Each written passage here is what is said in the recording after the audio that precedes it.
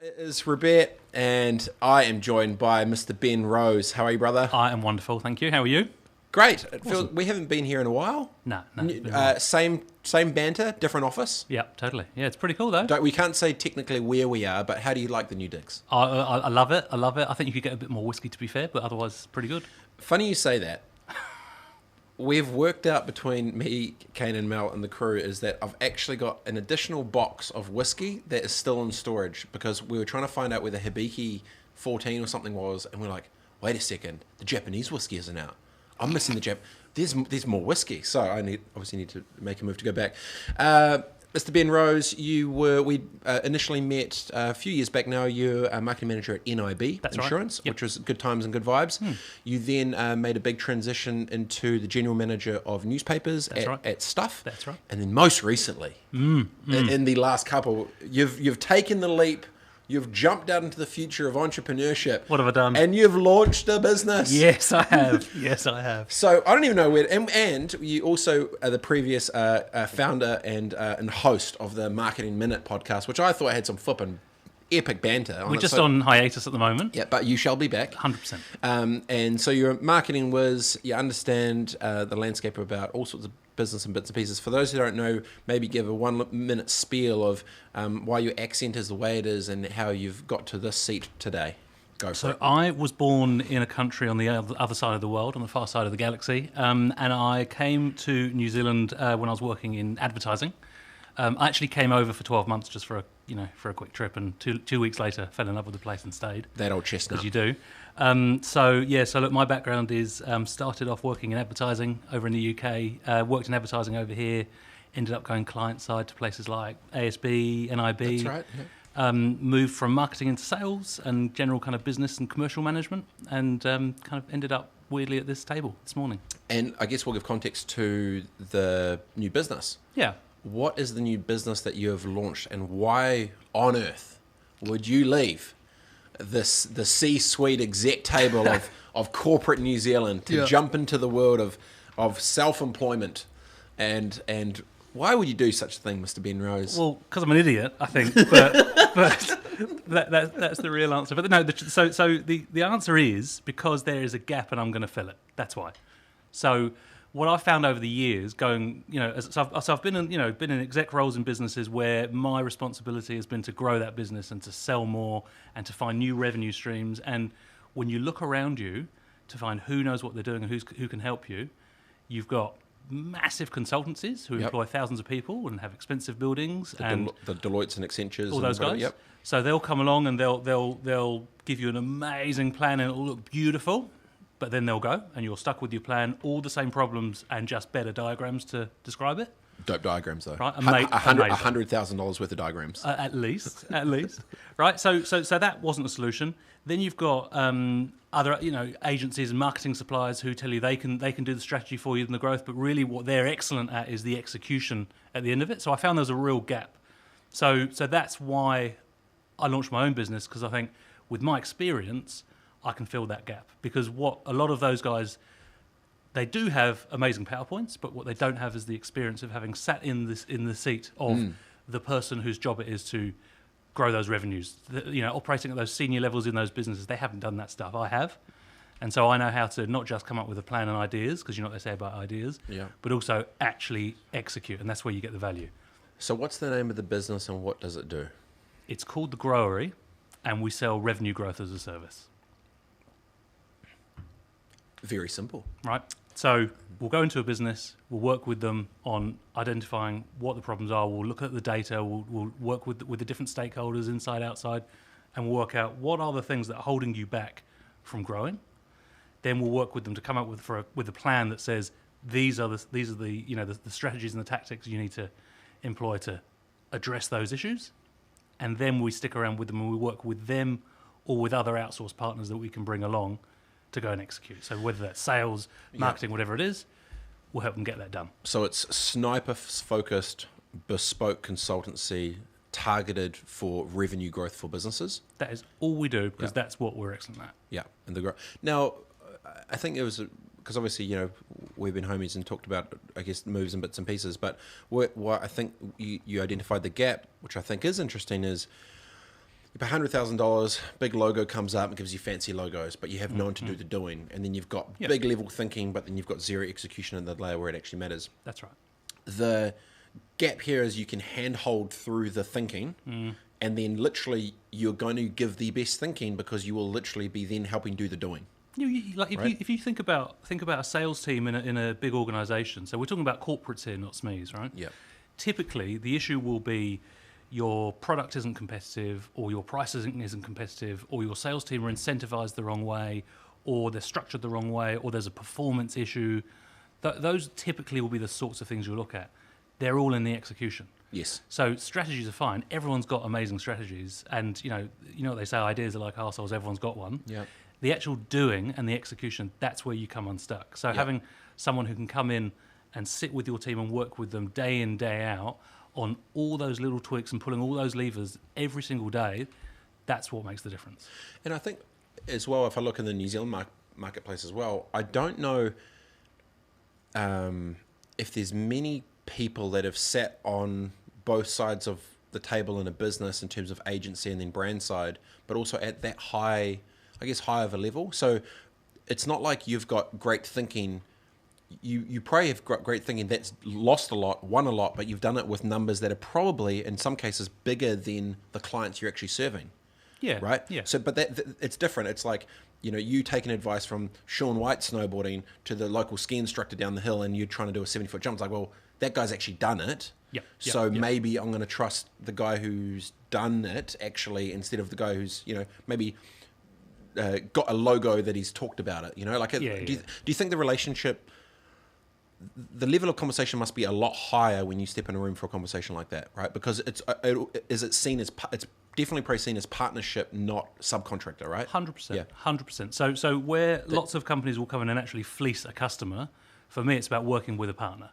So, but you have to. You absolutely do have to, because otherwise you don't have a long-term business, So I think, I've been lucky enough to work at places like ASB and Staff and NIB, where I've been, lucky enough to make a big difference. So I can talk about that kind of stuff with clients. Down to granular detail of stuff which... 100%. Yeah. So it's not theoretical. I can talk to them about the stuff that I've tried, that has worked, that hasn't worked, the traps that I've fallen into, the things that I've learned along the way, because I've actually done it. Whereas a lot of consultants and supposed gurus, and if you look down your LinkedIn stream, there's a lot. Yeah. They haven't actually ever done it.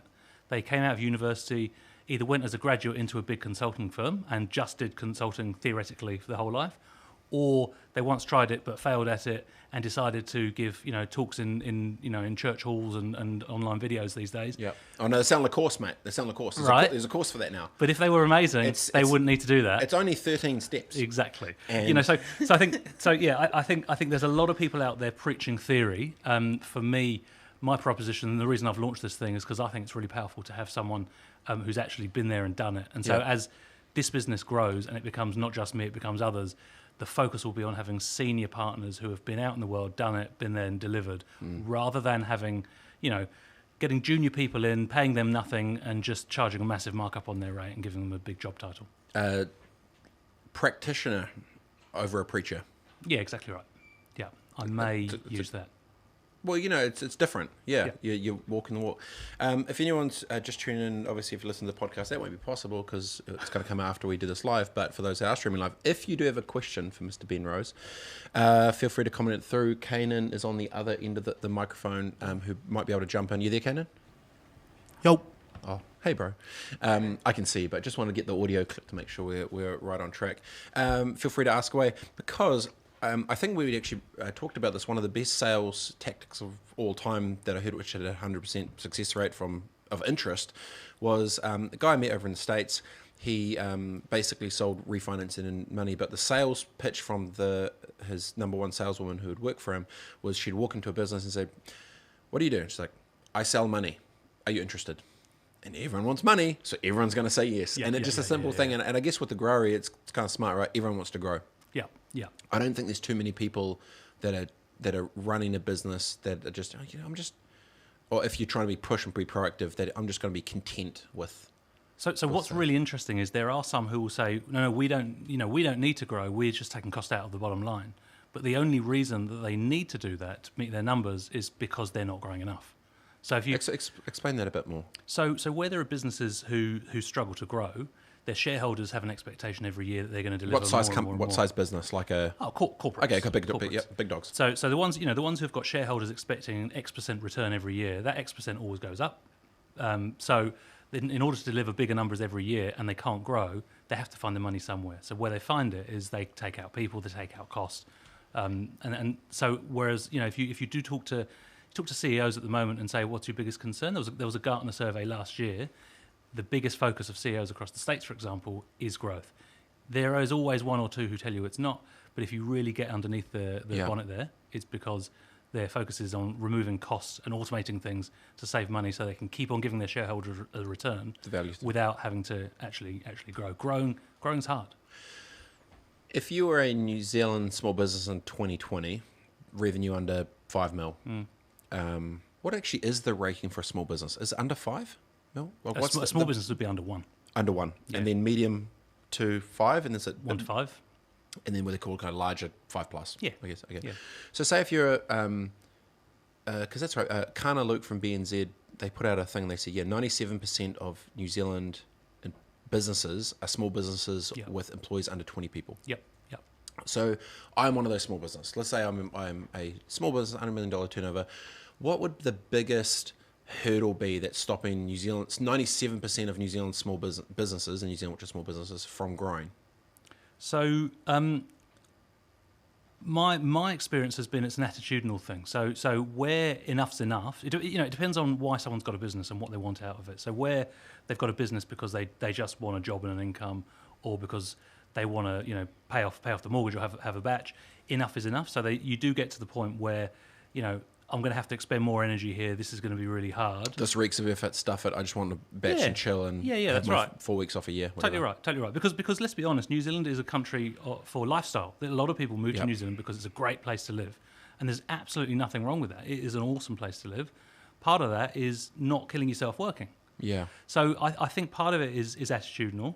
Whereas if you go somewhere like Australia or the States, there's just this kind of ingrained sense of #hustle, be up at 4 o'clock in the morning, I'm crushing it, all that kind of stuff. It's just not so much part of our culture here.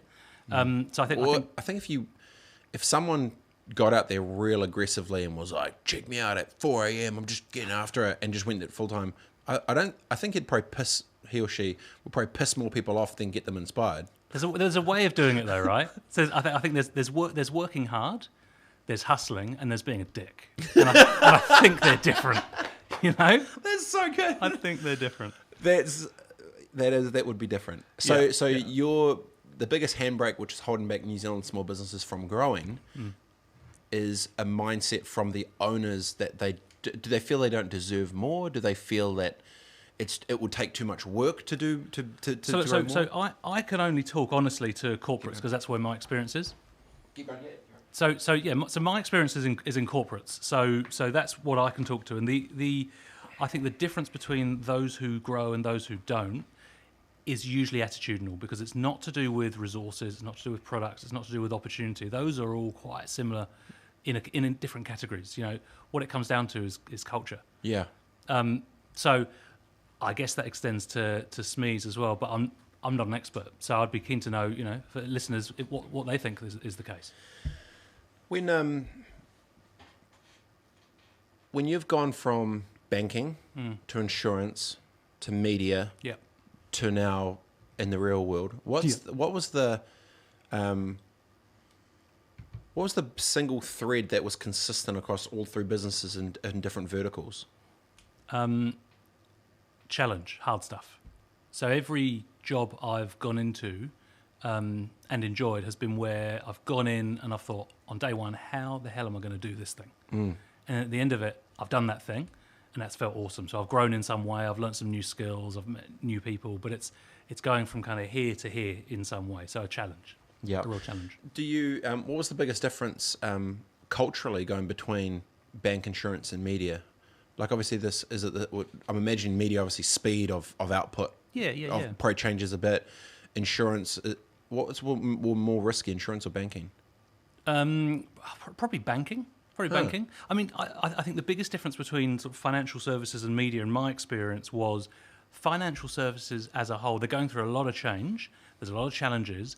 However, fundamentally, they're pretty profitable businesses. So when you look at, the half-year results for a bank, and people are complaining that it's down a lot, you're still looking at $500, $600, $700, $800 million for half a year, right? Well, I look at Sam Stubbs' LinkedIn and I just see the gnarly jabs about how much money they are making. They're so making clearly a lot of banks money, are right? not hurting. Right. So I think that the fundamental difference is financial services are pretty profitable. So actually, if you go in and work in financial services, your brief is don't break this. Yes. Keep this going. Don't break it. Don't disrupt it. Just keep it going. Do you think most banks, and with those big ones, corporates, they are hyped in the train of let's talk about innovation and speed and change, but let's just not stuff up what's working? So my experience, having worked inside them and with lots of people who work in them, is absolutely not. They're, people who work in banking are really genuine about it. But the fact remains that in a big corporate, to get something across the line, you have to have a business case. Yes. And it's hard to have a business case for disruption when your business is already quite profitable.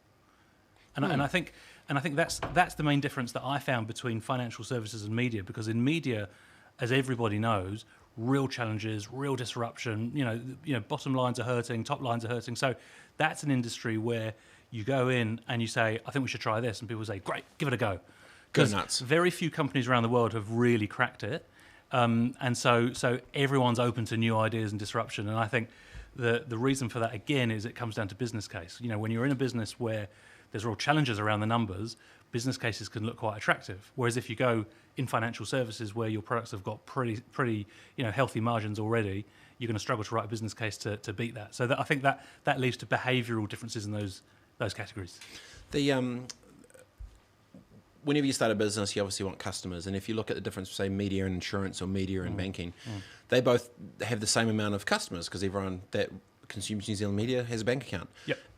Do you find it, what are your thoughts when a media company can have 1 million customers and be losing so much money, and then those same customers are with a different industry or vertical and making so much money? Yeah. What does it say about the business model of consumption? Does that make sense? Like if I was an alien, it's like, wait a second, he's got 1 million customers, you got 1 million customers, that's banking, this is insurance, blah, blah, blah. Why is that thing, when you start to think of it at that... So the answer is sales. It's which company is better at meeting the needs of those same people. And the one that wins, they get the most money. That's how sales works, right? If you can meet the needs better. So I'll ask you a kind of selfish question, but maybe also quite, industry specific. Why has media in New Zealand not been able to thrive financially for the masses? MediaWorks is obviously some struggles and trying to sell their stuff going on. I think the number was after 30 days of NZMEs put the paywall up, I think they converted 6,000 out of like 1 million people that used it. And I was like, and they were celebrating it. And in my head, I'm like, that's a conversion rate of like 0.0 something out of 1 million people, and you're the second most thing. So is there, what are your thoughts on, I guess, the model and the money of why media isn't working? So having worked inside media, I actually would challenge the naysayers. There are, talking about newspapers around the country, there are newspapers that have been around for 160 years, and they're making more than the vast majority of businesses in New Zealand by themselves. So independent regional newspapers? Independent, owned by groups, regional newspapers. So actually, as a business model, it's not all gloom and doom. There is money being made by these companies, right? Not in the cities. Well, it depends on the city. Yeah. Some of the biggest papers that stuff runs are in cities. The Herald's in the city. So people do read papers. What tends to happen is they're not the same people as buy media for big brands. Got it. So that perception thing is a big deal. But look, if your question is why is media struggling, it's because you've got these massive companies out of the States who have turned it into a global market, and they've got not that many ethics. They've got a whole lot of money, and they're just competing for the same eyeballs. And there's only a certain amount of money to go around. This is a small country. So, are you trying to say Facebook and Google? I am saying Facebook and Google, and they're fantastic for certain things. But if you look at what they've done to news, and looking at the growth of fake news and all those sorts of things, they've killed it. And they've killed it because they're making lots of money out of the advertising. And it's not in their best interest to pull it back to stop eyeballs, right? No, they want volume. They just want volume. Whereas media organisations, good ones, they don't just want eyeballs, they want quality. And that kind of hamstrings them, because when you've got those principles and those ethics versus a competitor who is richer, bigger, and just doesn't give a shit, that's a real challenge. And I think if you look at the media organisations in the world that have done well, they tend to be in massive markets. So you go to The Guardian, which is now global. You look at the New York Times, they've got the scale.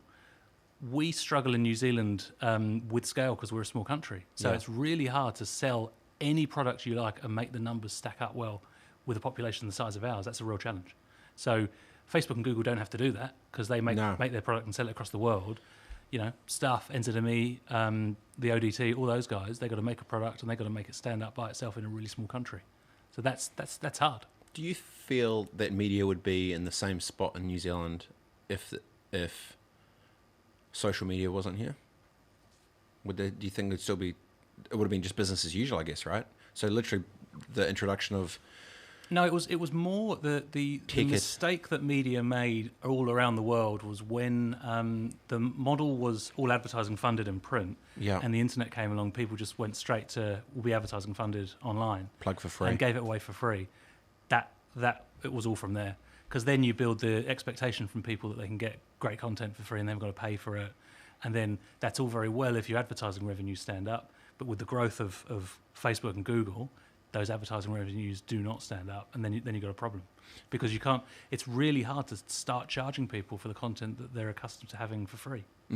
How do you, I remember, was it the New York Times that did the first paywall, was it 6 years ago? I'm not sure off the top of my head. Jeez, yeah. And when they talked about it in New Zealand, and the classic was, that they wanted Herald was going to go behind it, and then straight away it was just going to go, oh, they're stuffed, everyone's just going to go here. What are your thoughts on paywall in a small local market in New Zealand? Good, bad, work, won't work?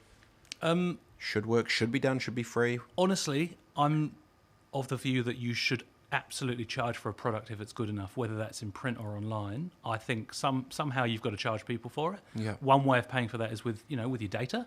And being exposed to advertising. Facebook. But if 80% of papers, of websites, news websites in the US now have a paywall. So it's becoming more and more common. You just can't keep doing this stuff for free. So New York Times kicked it off. Everyone's now starting to organically get to that point. Some are, some aren't. So over in the UK, The Sun, for example, they launched a paywall. Just didn't work, and they took it straight down. Because it was a public backlash? Yeah, the readers didn't like it. The readers just wouldn't engage with it. Kiwis are quite cheap, right?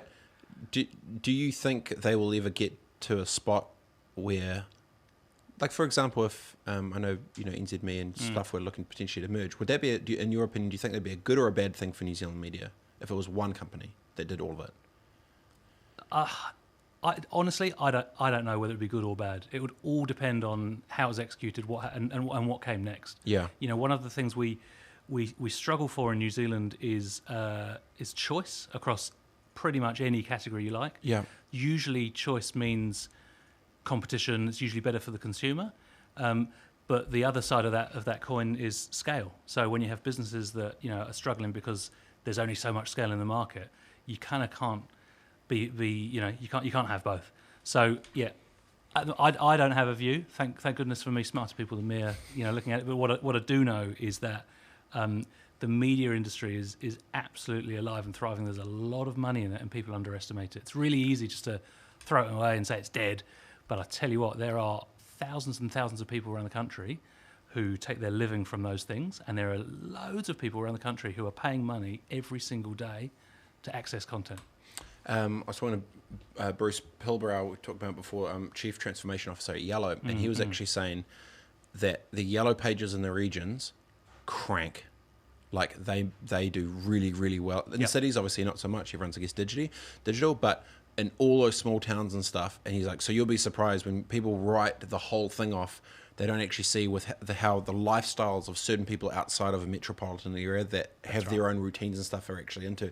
And I can imagine it, like obviously it's probably it's a tail that's going to wean off over time as, people who grow up on cell phones are not going to be 70 and probably reading the newspaper, but still, I think the tail's obviously going to be probably a bit longer than people expect. I think one of the biggest mistakes that we can make as marketers and salespeople is to assume that everyone's just like me. That is the biggest mistake we can make because you're like you.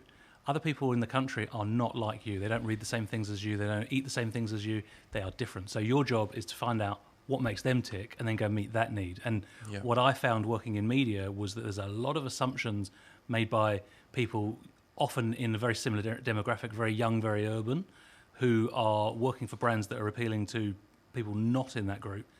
And they're just not familiar with their media consumption habits. And I think that's a real challenge. Naivety. Yeah. And look, it's the same in sales as well as marketing.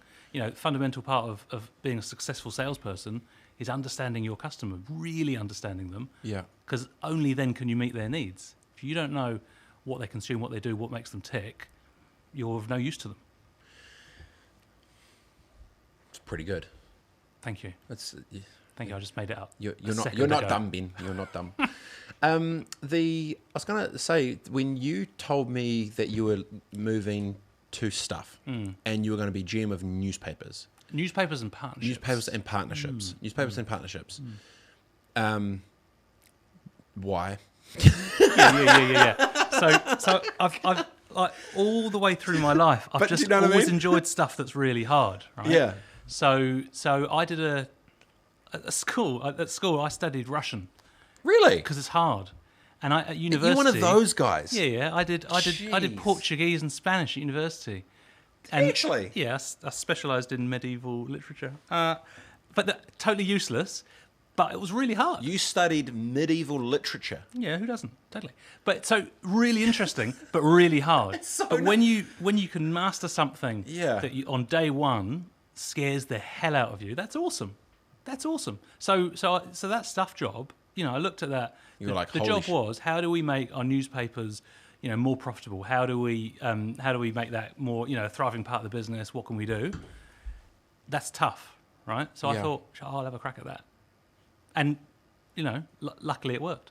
Yeah, but the numbers of it, I remember you hit it, you and the different things that you actually won. So let's maybe talk about that. So you helped grow newspapers. Yeah. So how did you do that in New Zealand? So I wouldn't talk about the specific numbers because it's commercial. But what we did is we almost halved the decline of print advertising revenue and print circulation revenue in 12 months. Yeah. And what we did was What you did, Ben? No. I know it's a team effort. It was we. But it was my idea. There is no I in team, but if you look carefully. No, so what we did was the first thing was actually look at the data and work out there's so many opinions around it. Actually, what are the problems and what's the real situation? And the real situation was 2/3 of people read these things every single week. 2/3 of people read a paper every single week, but no one believes it. So actually, what do you mean believes it? Well, I'd go for conversations with media agencies, and they say, rubbish. So media agencies were spending 3% of their spend on newspapers, and this is a channel that 2/3 of people are reading. So that's weird. And that had clearly been declining substantially since 2008, whatever. Yep. Yeah. So the guts was actually you've got a product here that quite a lot of people engage with and like and value, but no one believes it. So the people in charge of the money aren't buying that. So how do you persuade them? Then it was working with the sales teams to say, well, how are you selling it? What are the conversations that you're having? What are the case studies that you've got to talk to? How are you demonstrating the power of this thing? And who are you talking to? How often are you following up with them? What are the conversations you're having with? How are we structuring that? All that stuff. So working with different parts of the business to look at each of those different parts of how we operated and saying, what do we need to change to kind of make that happen? And there was a plan, and it had beautiful diagrams and all that kind of stuff. But dope logos. Oh, amazing! But PDFs. The real change came when we went through that strategy and started executing and working out which bits are working, which aren't, and just starting to tweak and just getting really hands on. Yeah.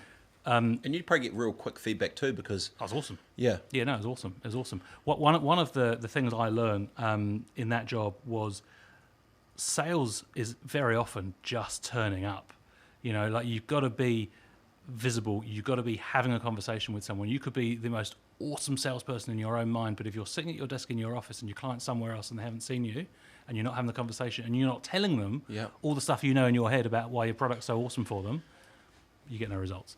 So turning up was a big part of it. So working with people like Josh Borthwick, who ran the commercial team, on how do we get those teams out there more, and what are the conversations they're having, and how do we engage with clients more than we have done in the past, all that kind of stuff. That's what drove the results.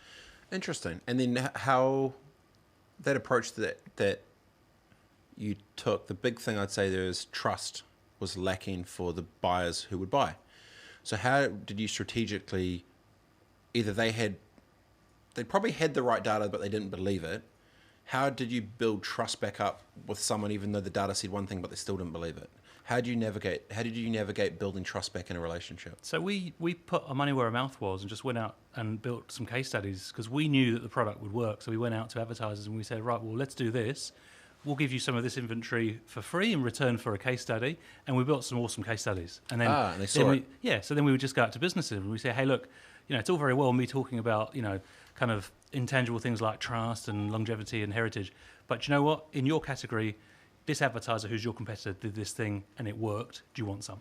Nice. So that really helped. And the other thing was just doing really good deals and, being open to how we were working with people and just having a bit of a word I mentioned to you before, a bit of chutzpah. So chutzpah is a Yiddish word, and it just means I'm learning. It means. So we saw before some bad chutzpah. Was it? There's no such thing as bad chutzpah. I think all chutzpah is good. But the guy that we met before didn't have the chutzpah. He had none. He had none. So chutzpah is basically just the ability to turn up and ask. Yeah. Just have the cheek to ask for the close, to ask for the business, to ask, well, how can I help you? So, and that's something that some people have, some don't, and luckily for me, I seem to have a bit of it. How do you, kind of selfishly, because people would think I'm a great salesperson. You are, but I don't have any products or services to sell, right? And anytime I hate talking about money, and I hate talking about deals, and I hate talking about, can I have I've never grown any of my business by having an ask for something. And I've been watching, I literally Googled once, like how do you sell? Okay, right. So that thing about I haven't talked about money and it's all gross. I hate it. It just gets me. But it's not. It's not. I know. It's the only reason it's gross is if you are ripping someone off, right? Yes. And you're ripping someone off if you're not adding value to them. So the conversations that I enjoy as a salesperson and that seem to work are when I genuinely know that the thing I'm selling meets the need of that person. Like it helps them. It's something they want and they need. The question is, how much are you prepared to pay for in return for that, right? So if I'm selling you a product, so in my case at the Growery, it's about helping someone grow their revenues. Usually that is a KPI of theirs, and if they're struggling with it, then having us come along and help them, that is something they need. So that's awesome. So I can add some value. I've got experience, I've got networks, I can help them do that stuff. Wicked. In return for that, I need to earn $1.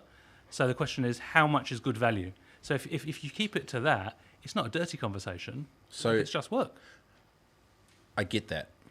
And in my position, I still feel, and my insight that I got from it was, if I can just roll and do what I do and life's great, yay, woo, rad. And I absolutely hate it. I do not like if you were like, what are the terms and the terms? It's like, ugh. But if I feel like this, and then when I look at the amount of, and I'm more than comfortable to talk to anyone about anything. Like we could talk about whatever, it's fine. But talk about that, and I just get talk to old mate. He's going to deal with it. I wonder, and this I've been actually maybe lead to the question of, do you think the biggest holdback for some of New Zealand businesses that aren't growing is the fear internally to be brave to have a conversation about? People hate it. Most people hate sales. Yes. So I've run telesales teams before where inbound, no problem, love it. People call me, I solve a problem for them, no dramas. Outbound, cold calling, looking for leads, awful, hate it. Yeah. It takes a certain type of person, and I think if as a business person, if that is not you, find someone to help you who it is. Yes. Because there are people out there. I'm one of them. Love it, like the thrill of the chase. That's so feels amazing. Like it's weirdo. wicked. I'm pretty weird. But it's awesome. There is nothing better when you've worked really hard on a deal and you get it across the line. It's wicked. See, no, Some people hate that. I so, absolutely hate. See, I wouldn't even think ugh. But what I love is the thought in my head of something when I can visualize it. Yep. And it comes to fruition, and I sit there and I watch something in the real world that existed in my brain that was a invisible thing, spark of whatever. Yep. And when I see it turn to life, and then I just get so hyped. And it's not a loud external thing. It's me. They had this idea for the event, and something happens, and people turn up, and then I see like all these smiling faces and all this rad connection shit, and I'm just like, I help craft. I absolutely love that. I absolutely love it. So, but to your point, I've realized that for my future stuff, when I, I've got like a ventures list on my phone of all these different ventures across, business, product, service. It does not surprise me. It's the current number is over 200. It's super bad because that could be a problem. Yeah, it's a problem. And then I said, well, what's the best way to do it? And I actually, to the point, I was like, I know that I'm not a sales person that can do numbers and stuff. So I was like, so I'm looking to bring on a commercial director to do that for the exact point. So, Perfect. But if you're a small business and you couldn't, what advice would you give them if they were to try and be braver to be able to try and sell or get better at selling? Like what could they do? Like I got a small business. I want to try and sell more shit. How do I become more brave to sell? So my experience from working in banking, for example, frontline bank staff have exactly that challenge. So they do it through role plays, and I've always found role plays to be super embarrassing, super awkward, but really helpful. Yeah. So if you're going to go and have a really difficult conversation with someone, yes. So let's say you're going to have to make a sales call to someone, yes, and you're sweating and you're nervous, but it's quite important that it goes well. Yeah. Well, grab your friend, grab your wife, grab anyone, and just practice it. And brief them, just be really difficult and throw up all the curly things that this person could say and just practice it. Because then when you have that conversation, first of all, it won't be as hard as you thought it was, right? So you're saying role play out, practice a sales call? Totally. For a deal? Totally. Because all salespeople get better the more sales they make. Everyone starts off really awkward and not quite knowing what to say, and they work out what works and what doesn't work. And got it, okay. So my advice would be just be really conscious about how you're approaching it, and role play is a great way to do it. Another way, if you can't do that, is just do it yourself. Write down yourself all the objections that people have thrown at you in the past or you think are going to get thrown at you, and come up with an answer. Have it in front of you on a piece of paper. They don't know you've got it in front of you. Make that call. Well, one thing that's, I guess, kind of similar to this is if you look at some of the, I don't know if the right word, not Slack bots, so there's just these AI automatic response things. I don't know what's in chatbots. Chatbots. Is then when you create your own chatbot, and it's basically a workflow diagram. And I did a bit of digging around it, like what it's like, and then but if you could do a workflow of your product into chatbot what they would actually look like. So if you could take a template, because I really enjoy stuff like that. So if I was selling cups and I'm trying to sell you the cup, would you like this cup? No, why not? I've already got a cup. So, but do you have the Black Raiders special edition one? But it would create these sort of things. I think a product like that or an exercise like that would be so useful for businesses to think of like the workflow of when they'd say no and then what, and then so I've tried that. Have you? Yeah, I have. Yeah, in health insurance. Literally, we had a chatbot. We had a chatbot in health insurance. That's right. Yeah. And the theory is not quite the same as practice, because it turns out that people do need a bit more human interaction and throw curveballs more often than you think. So we don't tend to fall into decision trees very well. So not to say impossible in the future, but right now, you listen to a really good sales call, that is a human being turning that into a result. EQ. Yeah, it really is. Like, it really is. You listen to great salespeople, or you think about great salespeople you've met in the past. It's a human engagement. You think, actually, he gets me. She understands what I need. Got it. This person's adding value. If it was just, what are the rules of this product? You go to a website. Yeah. Okay. Very cool. And I'm not a Luddite. I'm pro technology. I've run chatbot projects, all that sort of thing. Yep. I genuinely think when it comes to sales and meeting someone's needs and understanding them, right now it's a people thing. Maybe not forever, but today it certainly is. Do you think in the next 10 years what will be more important, IQ or EQ? Kind of both. I don't subscribe to machines will do everything for us, so we don't need to be smart, because someone's got to be in charge. Otherwise, we all become robots' pets. and it can't just be Elon. I think they're both important. I think they've both always been important, and successful people are usually smart and also have great EQ. I don't think that's going to change. I think people are people. I was on the plane yesterday from San Fran to Auckland, and they had the new Terminator movie on it. Amazing. And it was really cool. You watched it, obviously? Yeah. I thought it was great. But it's kind of weird because obviously they brought back the old characters. You got Arnie rolling back up and shit, 30 years later doing it. Yeah. And what was interesting was that so I don't know if it's insightful to the potential role of where humanity's going, but it was very clear when the Terminator movie came out. Yep. It was the robots are going to kill humanity. Yep. And then literally you fast forward all the way through there, and it wasn't like it was this weird, esoteric-y, crazy thing of the future that might happen. No. Now, in the movie, they're talking about robots and automation taking jobs in it, and it was like, that's a look at society. And then it would talk about all the integration of tech into it. And so it was kind of weird, like, let's say if Armageddon D-Day comes with the robots, it's going to be almost ironically stupid that literally we've been watching movies about this happen for 50 years that we have paid for to see what's going to happen. I think fundamentally we are idiots. It's like, and the robot's like, look, man, we gave you half a century of movies about this. Right. And they'd be like, you guys don't deserve, you guys are stuffed. Totally. I think the only person who's onto it is Elon Musk with the mind lace. So you basically plug a computer into your head. Yeah. So it kind of enhances humans. But he's trying to download. What's the company called? There's a name for it, and he's trying to basically upload his brain into a computer. Oh my god! No, it's not Skynet. Piss off, Kanan. Kanan, you weren't even on the microphone. You're not adding value. Fuck. And just quickly, Kanan, Sam Henderson says the description to this talk still says you're interviewing the Young Bucks on LinkedIn. I mean, Kanan. No, hang on. I was only recently 40. Yeah. Come on. It's all right, Kanan's just yarning from the side. No, it's not called Skynet, Kanan. Jeez. But yeah, you're totally right. And everyone knows about automation and what it's doing to jobs. But also pretty exciting the things it creates. Like you look at this thing that we're doing right now. This didn't exist, just a few years ago. So it creates new opportunities too. Well, the conversation existed, but now the tech is. Yeah, that's right. It's quite interesting that even say with this, because you see the marketing side, whatever, the intersection of say this, right? This is a TV channel for social media. Yep.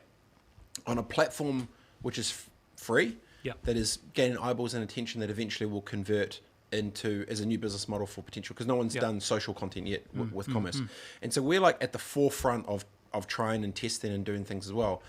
If to your point, and the game's changing, whatever, if we were to be really brave with Switch, like if we were to be like, all right, flipping giddy up, we've proved our two goals were, can you grow an audience on social media with $0 spend on paid ads, SEO, any of that other stuff. Second one is, eventually, can you build enough authentic engagement and love for a brand to convert into either products or services, whatever we do, events or whatever we do. If we were to look at the landscape right now in 2020 in New Zealand, and if I was to say by 2025, and if we've created a social TV network in 2020, if you were to Elon Musk it, and I was to just go gnarly boots, what would you do to try and make a dent in... If I were you? Yeah, if you were me. I would, I'd go to Wellington on the next plane, and I'd sit with Chris Farfoy and tell him that you want NZ On Air funding, because you're reaching New Zealanders with content that engages them. So that'd be the first thing, is I'd look to see how you can fund this model from out of taxpayers' dollars, because I think you add value back to the country. The other thing I'd be doing is I would work out who your audience is, and then start working out how you add other value to them in the real world. So you're creating communities across. You've got Cassie, Alexia, different people with their different communities. What does that engagement mean in terms of actual dollars and in the real world? Can you create, are there viewers looking for courses, education, events? What are they wanting? And I think the great thing about this channel is each show has its own followers and its own message, so each one could have its own path. The question is whether or not you want to monetize it long term, or whether or not it's just a kind of a...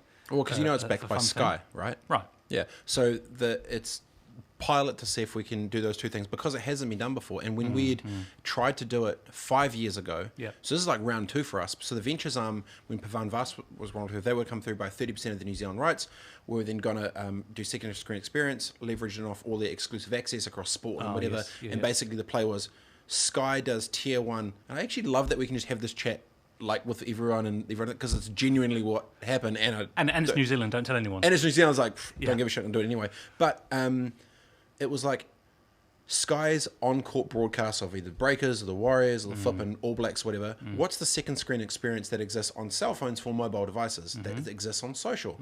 And so nothing's changed in 5 years since they were going to do the deal. The reason it fell over is then the Commerce Commission came through when they did the Vodafone Sky merger, and then the Ventures got a handbrake. And that's why the deal died. Right. 5 years later, if anything, it's been amplified because no one yet has still been able to figure out how to commercialize social. Everyone else has got their paywalls and their own buckets and their own different platforms. But then more eyeballs are on social more than ever. So in my thing, I'm then looking like, well, I don't know if we'll win, but we're first. Cool. We're doing all the testing and the trial and whatever. And because there's no reason that like all the other competitors in the marketplace potentially launch their own switches, right? Yeah, but I think, look, so two things. I think the first thing is, one of the great things that you do, and I've told you before about this, is you actually try stuff and you launch it. Lots of people sit there and talk about, why things that won't be a success or why they shouldn't do them, and they criticise people for doing it. You're one of those people who create stuff, so that's awesome, right? Yeah. So you've created this. I think the approach that it seems to me that you've taken is similar to what those big media companies took that we spoke about. So Alan Rusbridger, who used to be the editor of The Guardian, his whole strategy was reach before revenue. He said, we'll just grow the numbers, and once we've got them, then we'll work out how we turn them into money. And I think, you've done a similar thing here. You know there's some appetite, because you'd go for it. There's an appetite for content creators, so now you're building that community. But I think one of the things you need to do, especially if you've got a list of 200 things, is get your commercial manager to go, right, so how do we take this from interesting to profitable? And remember before I said sales is about adding value to someone and getting money back in return? That's the question you've got to ask, is what value do people want? How can you add it to them? And then how can they give you some money back in return? Totally. So I don't know if you'd seen the interview that we did with, and the dynamics, yes, 100%, if it was a play that wasn't partnered with someone, right? Because then it's like, we've got a burn rate, we've got staffing, we've got all this other shit. Get that. The Sky thing's interesting. So if you went through it, they haven't publicly said anything. We're not allowed to say publicly, whatever. But they're creating a product. They're building something. This fits as part of that. So there's going to be like a part of the strategy. But still, very very importantly, is that I thought was important for New Zealanders. If you're an 18-year-old at journalist school, you want to be Mike Roberts. There's only one Mike Roberts. There's only 2 TV channels. There's 100 people that want to be Mike. Yep. Right? And how do you create a platform that can give the opportunity for others to create that don't even get messed with, they don't even get touched with, they don't even get And so I've got this underdog mentality where I want to basically support the homies that I know are like legendary humans to create, to do, and to go, and just like because originally the pitch for Switch was just the pitch for Switch. The pitch for Switch was they thought that the pitch for Switch was Rebet does a long form show. Yep. And I was like, guys, I do that shit for free for myself, and I've been doing it for flipping years anyway. I'm going to do it, even if I'm on the street corner doing nothing anyway. Even if there were no social media, you'd be talking to someone. I'll be talking to someone. I'm just going to do my shit. But I said, but if you think about it, the platform of what this can create is actually going to change the dynamic of New Zealand media if we get the right people in to empower those that don't currently have voices. Let's go into flipping the Holly Bennett's from politics, and the Alexia Hilbert-Towers with Girl Boss, and the flipping Young Bucks, and the health, and the fitness. Yes, go wide. But collectively, it's been really interesting because I've been calling it these 3 words of like, how do we create more media with meaning? Media with meaning. How do we go story behind the story? How do we get a bit more authentic in the real, where you can say shit and not get sued or get told off from your boss, where you can actually have a real chat? So where it's constantly iterating, like every single day, it's changing. Like, I think one of the great things about social media is it allows you to access people that you otherwise wouldn't be able to. But I think the benefit of this is not just for the 18-year-old coming out of school. I think the benefit of this is people in the business community also hearing from other people who they might have heard of but not spoken to. So I watched Cassie's interview with Courtney, Devereaux and Ellie Strang, I know who they are. I sort of know what they do.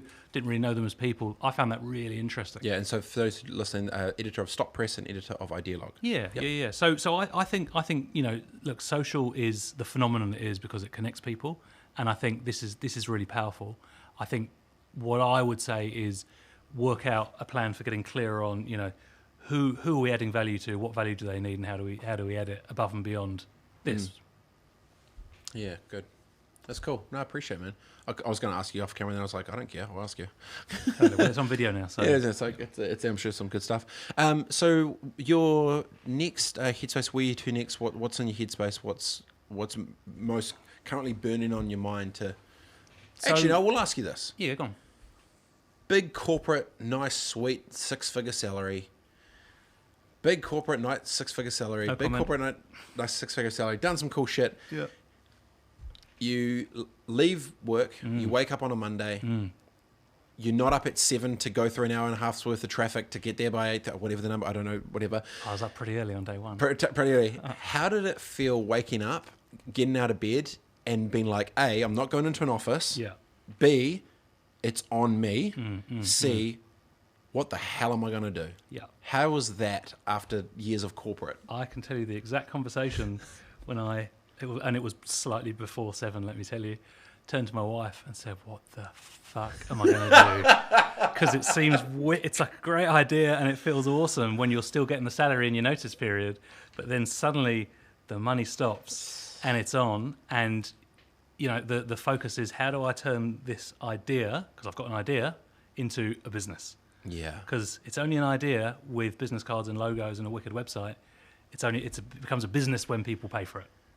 So so the focus now is, getting clients and showing people that we can add value to them, and showing them that we've got a better proposition than others out in the market, and showing them that they need to work with us. What was the balance of, if I was a seesaw, what balance was fear to excitement? Well, I think most entrepreneurs will tell you that changes constantly. I mean, usually at night time, the excitement has dissipated a little, and then when I'm back in the morning, I'm excited again. Yeah. But I think what I'm loving about this is that nervousness, that's adrenaline. That just gets you out of bed. That gets you excited in a way that I never experienced in corporate. I am going to make this thing a success. This is going to be awesome, because there's no other option. It needs to be. Yep. Welcome to entrepreneurship. Yeah. But I find it so weird when people take the leap that have been through the game. Like most people probably haven't got as high up the food chain as you to jump. Most people would go in the middle tier when they're like, stuff this, I don't want to manage, I'm just going to do it myself. You were kind of a boss. You understand how the game works at such a high level in bigger businesses, and then to still be like, you know what? No, I got this. I'm going to go out and do it. And just taking the leap, I'm always intrigued with when people do it, of where their headspace is at. Do you remember I said before, I love it when things are really hard and I want to change them and turn them around. So it's that I want to show myself that I can do this. So when you're working in a corporate, everything's done for you. There's a marketing team that do stuff. There's a receptionist that does stuff. There's people who do stuff, and your lane is this. So just turn up and just do this stuff, and it's all going to be fine. Whereas when you're a one-man band and it's your business and a whole bunch of contractors, you've got to do everything. So I wanted to prove to myself, I can run a business. I can be tax compliant. I can, give people a livelihood. I can pay suppliers. I can generate a productive business by myself. I've got an idea and it feels powerful, and I validate it with people, and it's differentiated and all that kind of stuff. But now the focus is getting out there, knocking on doors, and getting some business to prove it. Yeah, very cool. So if you're, what's the ideal type of business that you could add the most value to with the Growery? So I think the ideal type would be a corporate with multiple product lines and areas, and just not the capacity to focus on all of them. So that we can come in and we can help with laser focus on that one area, on that one product, turn it around, and then look at see what else we can help them with. If I was a smaller business, would you be open to roles with potential equity in businesses? Long term, yes. But cash is king, and when you've got a brand new business, that's the focus. Yeah. So absolutely long term. It's really interesting. You'll have faced this yourself. When you start up a business, everyone's got ways of offering you work for me for free. Yeah. So I've had people offering me equity, and I'll give you a great case study and all that kind of stuff. Yeah. Right now, Stuff a case study. it's about Cash, dollars. son. Yeah. Cash. Yeah. It turns out that the bank wants paying every month, and my family seem to get quite hungry at dinner time. So No. I think at the moment it's cash is where it's at. No, I get it. And especially when it grows out, as long as you keep the thinking right at the top, then the team can roll underneath it pretty easy. Yeah, that's right. I think long term, I think one of the really exciting things about having revenue growth consultancy is you can share some of that risk and reward with businesses. And that's where I'd like us to be as a business in the future, where Totally. we partner with someone so their success is our success. Yeah. Even access to do a deal with a bank, access to direct capital to help fund them up, and you clip the ticket in the middle for equity pieces. One of the things that I've realised talking to people about how this is going to work is when it comes to here's your plan, let's get executing. People already have relationships in place, but there's a lot of relationships they don't have. So one of the things over the years that I've built up is a network of good people with different expertises, because over the years you work out who's good and who's not, right? It took me 7 years in Auckland. Yeah. Yeah. Well, everyone's a guru on day one, and everyone's an expert, and so I'm now old in the tooth enough to know who's a bullshitter and who's not, and who delivers. So it means that I've got this network of people who I've called friends of the Growery, because I'm a marketer and you've got to give things a name. Brand that shit. Hello. Stamp it up. Right. But when we work with a company and they go, we need someone to do telesales or CX or door-to-door or advertising or whatever, or media or whatever it might be, we know people and say, hey, look, these people are good. It's like the cred check. Yeah, that's right. Yeah. That's right. No, really appreciate it. So if you're a business out there that you're interested in your products and services, you just want to know a little bit more about it, where can they go to? What can they do? They can go to www.thegrowery.co.nz, and there's on that website they'll find a form, a chatbot. I mean, there are You've got a chatbot? Of course, hello. Of course, you got a chatbot. Totally. His name's Ben. He looks a bit like me. Is it like a little cartoon type thing? Looks like you? No, it's a face that looks just like this. What? Different shirt, but it's a chatbot. Man, it's pretty cool. Where's our chatbot? Have you not got a chatbot? No. Oh, you guys need a chatbot. Dude, okay. You need a chatbot. We need a chatbot. Jeez. All right, we'll get a chatbot. You got a chatbot. We'll get 2 chatbots. Kane will get a chatbot. I'll get a chatbot. No, I really appreciate your time. Big dog. Thanks, man. Love your work, brother. This has been Ben Rose, founder of The Growery. Revenue as a service. Correct. Mega. Enjoy the day, team. Adios. See you guys soon, and we'll talk to you in a little bit. Have a good day, team. Peace.